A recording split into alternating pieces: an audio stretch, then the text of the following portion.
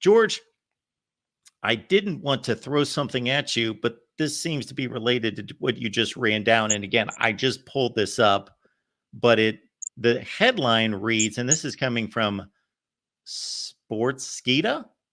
12 ACC teams approve lawsuit against Florida State amid rumors of Seminoles joining Big Ten expansion in latest I conference swear you're reading realignment. my mind, bro. Wait.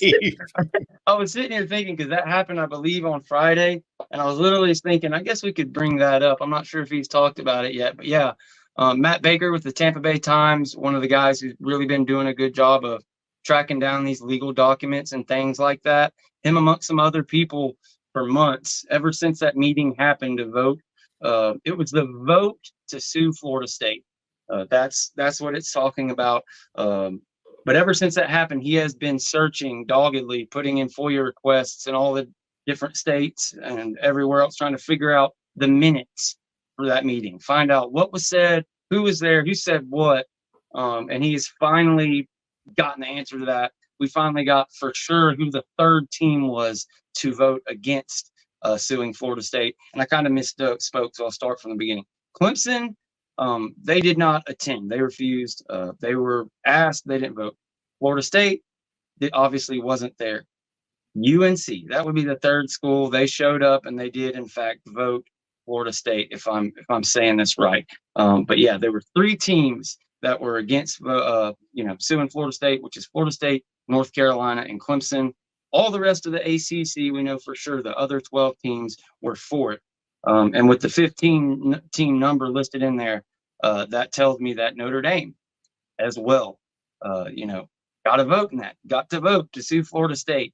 So pretty pathetic stuff. But, we all kind of knew. We talked about it quite a bit with UNC being vocal, certain members of their board of trustees and things like that, and the rumors about them being the next school to possibly come out. It makes perfect sense. That was UNC. But, you saw rumors, you saw different schools, maybe some fans or people at Miami or NC State would be like, trying to pretend like, oh, you don't know which way we voted, this and that, but no, we know for sure it was UNC, Clemson, that were on Florida State's side, which, holds up to everything we've seen. And we know for a fact on the flip side of that, we know Miami voted to sue Florida State. We know NC State voted to sue Florida State. Pretty much everybody but those three teams. It's just a shame. It is what it is, but it's all out in the open now. And that's another reason, another thing that tells you it's going to be pretty tough to get 7-8 teams on board by June 30th. Because it really looks like if it had been another team plus UNC starting to, change their stance and be vocal, that would give me hope. That put us at 4 teams. And then you have a Miami who they say if everybody moves, they'll jump, but they're just not going to risk it on their own. That's what you hear. I don't believe that for a second. I think they're just going to be best friends, ride the ship down to the end. But no, that's about the extent of it as far as that goes. Yeah. So obviously Clemson and Florida State, they have put their money and their legal reputation, everything where their mouth is. North Carolina has been vocal enough that they've made it obvious what their intent is. So you're thinking whether Miami, this vote is not a great indicator, but they're trying to weigh their future and their best options and see if this league can hold together. So if those three jump, Clemson, Florida State, North Carolina, which almost seems obvious, especially for the two. North Carolina's not made any moves. They would really have to backpedal in terms of their PR to get back on board with the ACC. But man, I just don't know how this league would be able to compete and be considered a power conference. I know it's got enough teams. It's got just a bunch of collection of teams. I agree. The Big 12 kind of did the same thing, but they were able to do it much more effectively with Utah and getting some brands that are a little bit more viable to stay relevant and kind of stay safe. I've said this many times, and Big 12 fans hate me for it, but it's the truth. The Big 12 protected itself by its own mediocrity. Basically, they collected schools that nobody else wanted, and so they did a great job. They saved their league. They did what they had to do, but nobody wanted those teams, so they kind of protected themselves. The ACC, was hurt by being top heavy with like 3 or 4 really great brands that are better than anything in the Big 12. And so they're going to say, screw this. We're worth more than this. We're gone. And people want us. 2 leagues want us. So that has been the demise and will be the demise of the ACC. Facts. And I got to battle my ADHD here because there's so many different directions I can go with this. But no, you're 100% right. It's what I've said since the beginning. I think we're going to a Power 2 and a relegation league, whatever you want to call it. There's several options out there, but I think there's zero option that ends up with a Florida State and a Clemson leaving the ACC and then remaining as some kind of our conference. And you kind of hit the nail on the head. I saw some people talking about which is stronger, the top 6 of the ACC or the top 6 of the Big 12. And you can look at it like, yeah, okay, when you start looking at the Kansas States and somebody versus the NC States and stuff like that, Utah is a nice squad. Really, Utah you could put up against anybody, but FSU is Clemson. They've been really competitive. When you look at the wins in the playoff era, I think they've got over 100 wins. They've been 8, 9, 10 wins every year since 2000, whatever. So, yeah, I really like Utah, but you hit the nail on the head. There's a ceiling that Florida State and Clemson have. Miami used to have.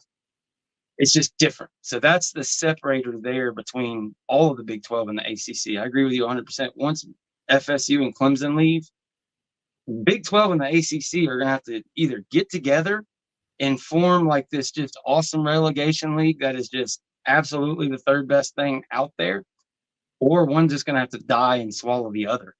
They've got a lot of differences, but they've also got a lot of similarities just kind of in different ways. They kind of treated Texas and Oklahoma like the ACC, I feel like, has treated us.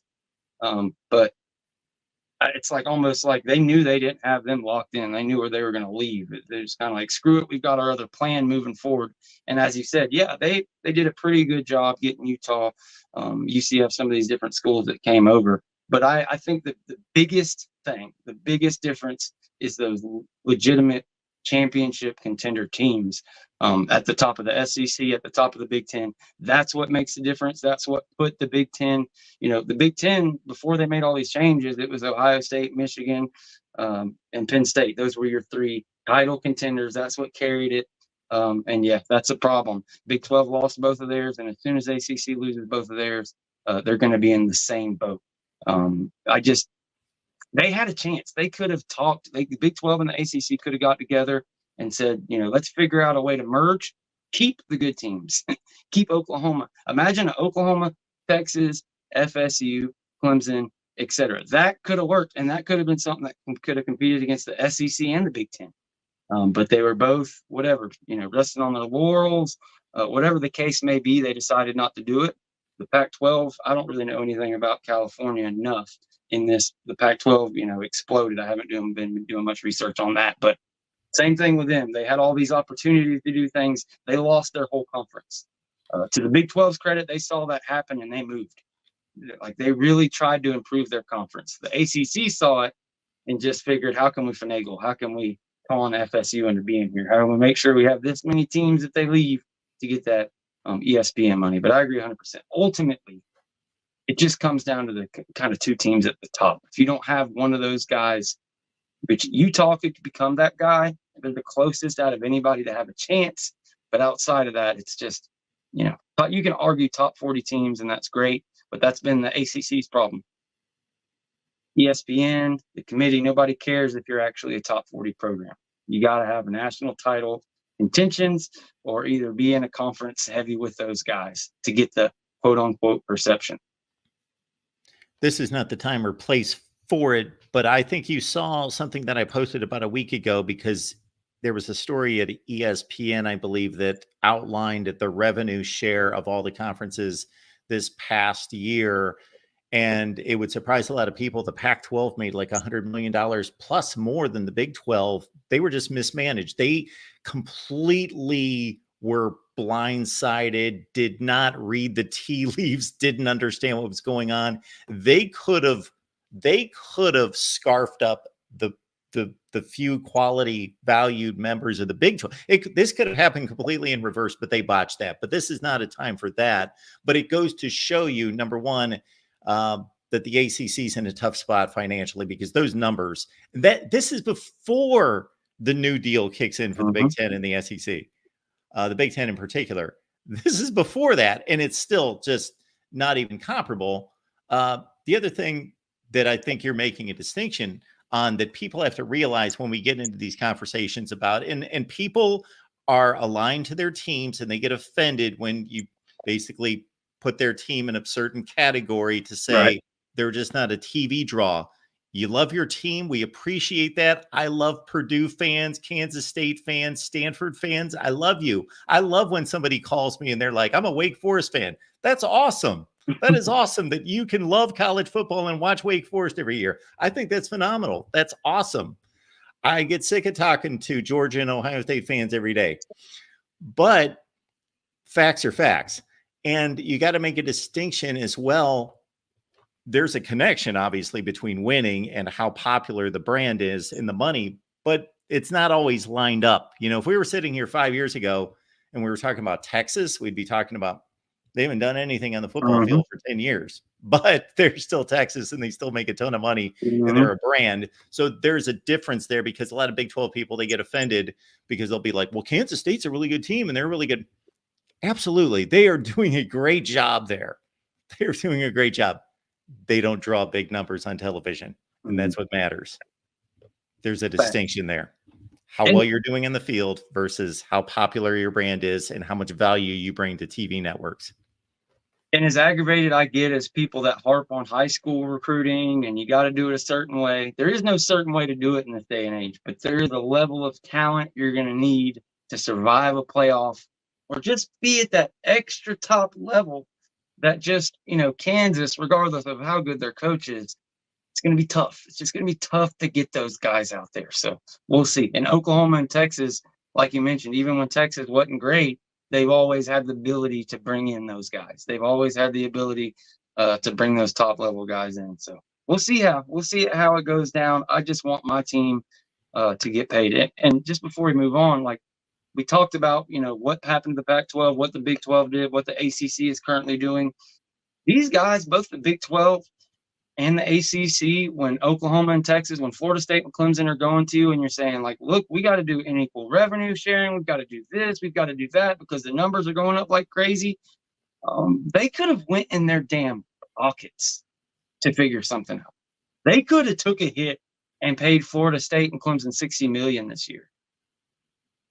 However they had to do it without pissing off the rest of the league or whatever the case may be, if they had to do this or do that, whether it's take a chunk, find $100 million here out of our pocket that we're going to distribute, and this is how we're going to distribute it. It's outside of the contract, but we're going to, you know, fill the gap. If they would have done anything like that, maybe the teams want to work with you and get there.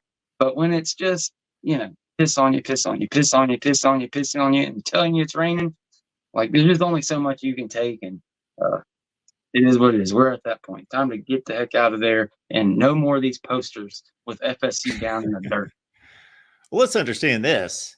To play off of your last and latest point, let's say everybody in the for round numbers sake, everybody in the ACC is pulling in $40 million in football. If the ACC, knowing the situation that they're in, and I'm not talking about 3 months ago, I'm talking about like 2-3 years ago. Know what's coming down the pike with, the Big 10 signing this deal and the SEC is getting what and again, this was already a huge gap before these deals kicked in. If they would have gone when you made the comment about pissing off the rest of the league, I thought, yeah, you don't want to piss off your partners and you want everyone to feel as part of the league, but you just face it and say, you know what? Okay, everybody gets 40 million right now. If you take 5-8 million. I don't know what that number is. I'm not an accountant, but we'll take round figures, 5 or 8 million away from Wake Forest, away from Syracuse, Boston College. We know the schools. Who's not going to spend it, by the way? They don't. Yeah, they're not going to spend it. And the 32 million that they're going to make is still anything better. They still want to be in the ACC and collect that check because they're never going to be able to do that again and give that to Clemson and Florida State and whatever, you know, lesser amount to Miami and North Carolina, whoever. But obviously those top two brands, they may have been able to avoid this because you collect 8 million from 7 or 8 schools and suddenly you got 60 million in your pocket and you can bump up 30 million or 25 and then maybe another 5 or 8 to a Miami or a North Carolina. And maybe you've got a different situation today. Because in looking at the model that's come out and a lot of the conversations we've had about paying the players and what this is going to look like, and that 22 million figure, that's roughly like 22% of income for these major schools. I think the fairest way to do it, and not just the fairest way to do it, the most economically efficient way that's a sustainable model is to say, and again, I'm not an accountant, so it may be not 50%, but 58% or whatever, but basically take half of the money and say, you know what? We value Syracuse and Wake Forest. You are a member of the ACC, a full-fledged member, just like everyone else. So for 50% of this revenue, we split it equally. But for this other 50% of the revenue, we're going to tie it directly to how much money do you make us? Because FSU averages 4.2 million per game and Syracuse, you average 1.1 million per game.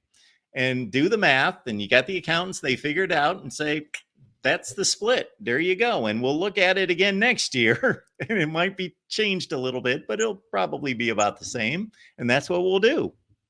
Agreed. And if you get all those presidents in a room and they're going to balk at that, we're going to walk away, we're going to do all this stuff, like you said, the ACC could easily say, bye-bye. Like, you're so lucky to be here. That's like, yeah, they got nowhere to go. They're not going anywhere. I don't remember if I mentioned this last week. Hopefully not, because this is another stat I saw. When you want to talk about, you mentioned that 4 million fans number. Between Florida State and Clemson, 31 for Florida State, 28 times it's happened since 2012, I believe was the date. 59 times total. Or 5960. I'm not doing math right now. 59 times total. Okay. The rest of the entire ACC adds up to 50 times. And of those 50 times, I'm sure you can guess probably 48 of them was either against Florida State or Clemson. And then when you add the next closest, and I'll tell you who it is, Notre Dame. Notre Dame is third place behind FSU and Clemson. So how many times do you think Notre Dame did it? Got 4 million fans? 4 million viewers. Yep. Since 2012. Since 2012. Well, I know they got 10 or 11 million playing Ohio State the last 2 years, but I got to think it's pretty high. I do these TV ratings every year. I look at them. I got to think that they've got about probably 3 or 4 games every year. So I'm going to go 3 times. I'm going to go 36. 14. 14. 14. So 14 for Notre Dame, 28 for Clemson, 31 for Florida State. So it is what it is, a microcosm right there. And after Notre Dame, nobody is close. Now, I did not go super, super deep into this. So there is a chance, going off of what you said, you got me thinking, maybe they're talking ACC games, particularly. Maybe they're not talking out of conference games at all.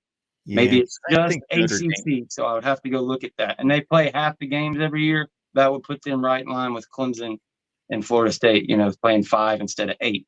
So we'll see on that. But for sure in the ACC, it's Clemson, Florida State, and everybody else. Yeah, I don't think Notre Dame's only at 14 in 12 seasons. So just to clarify what you're spitting out there, George, if Florida State and Syracuse play, and it's a 4 million viewership game, Syracuse, do they get credit for that, even though they didn't bring in the fans? Exactly. Okay. Exactly. Yeah, that makes sense. That's the only way you can count it. You can't. We know what the deal is.